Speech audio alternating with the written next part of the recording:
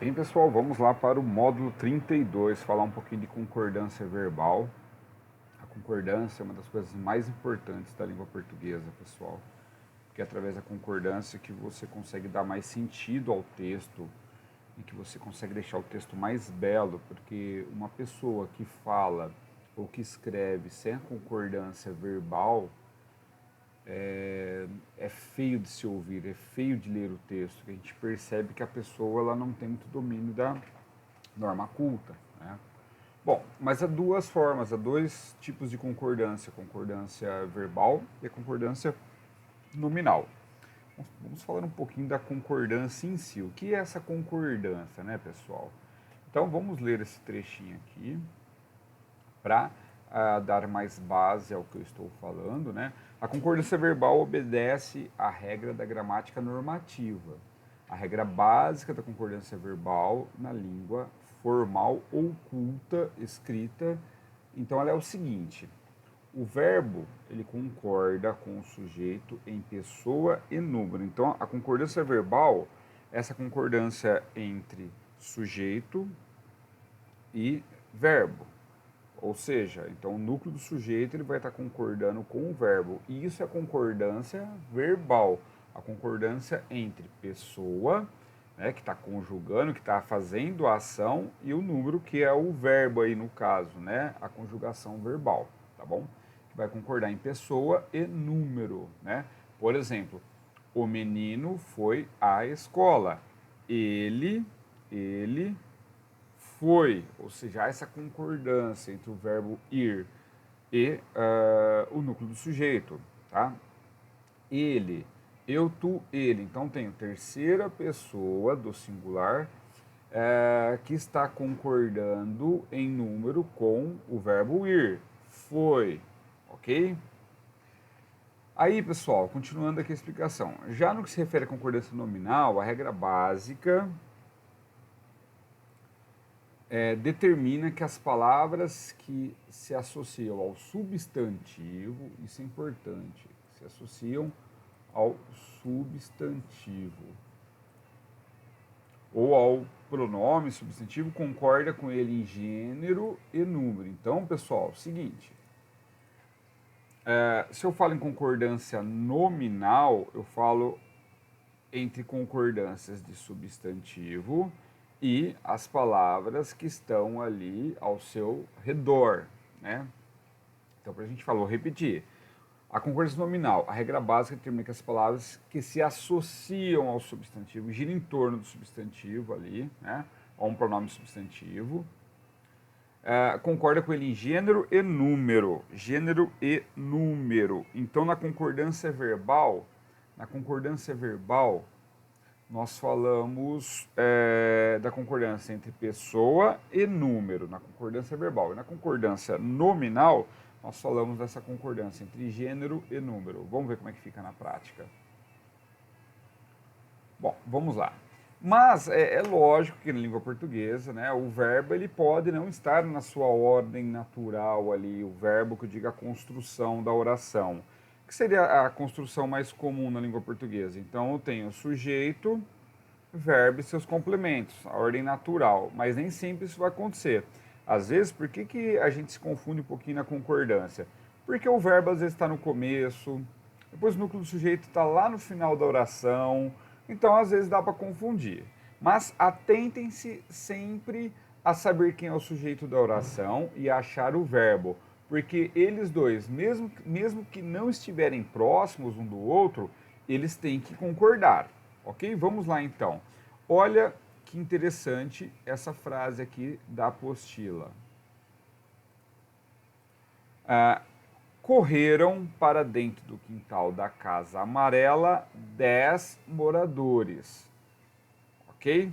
Então, os moradores correram para dentro do quintal da Casa Amarela. Os moradores, 10 moradores de rua correram para dentro da Casa Amarela. Seria a ordem natural aí. Mas aqui tá, correram para dentro da Casa Amarela 10 moradores. Então, o núcleo do sujeito, pessoal, ficou lá no final, porque a construção em ordem natural seria 10 moradores da rua correram para dentro do quintal da Casa Amarela. Tá certo? Então, olha só. Eu tenho o verbo correr e eu tenho o núcleo do sujeito que eles têm que concordar, tá bom? Bom, vamos lá. Opa, voltando.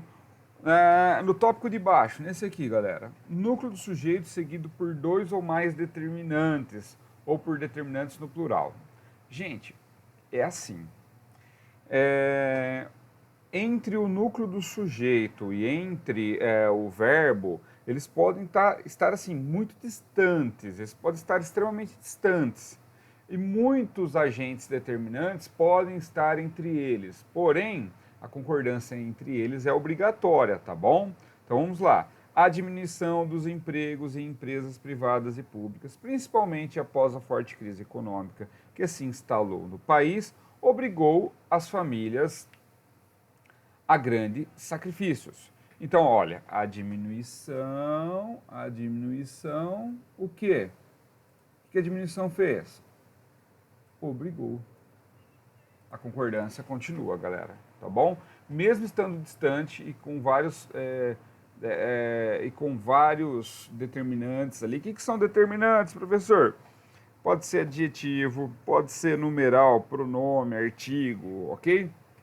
Mas nada disso vai fazer com que distorça essa concordância, tá bom? Vamos lá para esse tópico agora. Determinante distante do substantivo no plural. Olha só, hein? Vamos lá. Então, o determinante está aqui, ó. Encontrados, né? Livros encontrados. Encontrados no empoeirado sótão da velha casa da fazenda, os livros foram considerados valiosos. Então, os livros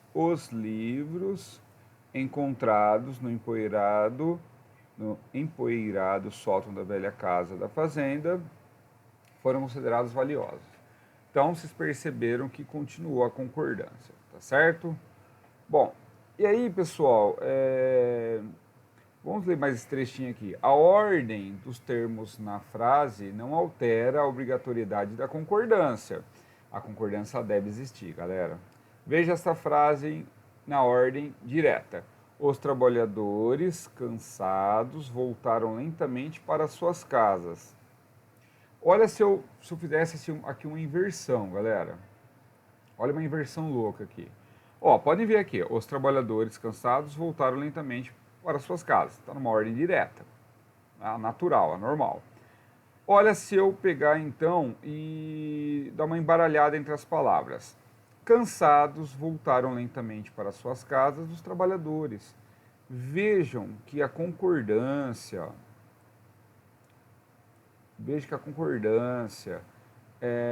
continua, ela não para. Ela tem que estar concordando da mesma forma, pessoa e número, tá bom? Bom, vamos lá então. O que eu quero que vocês façam hoje? Deixa eu pegar minha colinha aqui de atividade. Eu quero que vocês façam as atividades da 1, atividade 1 da página 75 até a atividade 5 da página 79. Tá? E eu quero que vocês façam, então a 5 está na página 79, tá? E eu quero que vocês façam a atividade 1 e 2, atividade da tarefa 1 e 2 da página 82, tá bom, galera? Eu vou colocar lá no Classroom. Até mais, meus queridos. Abraços.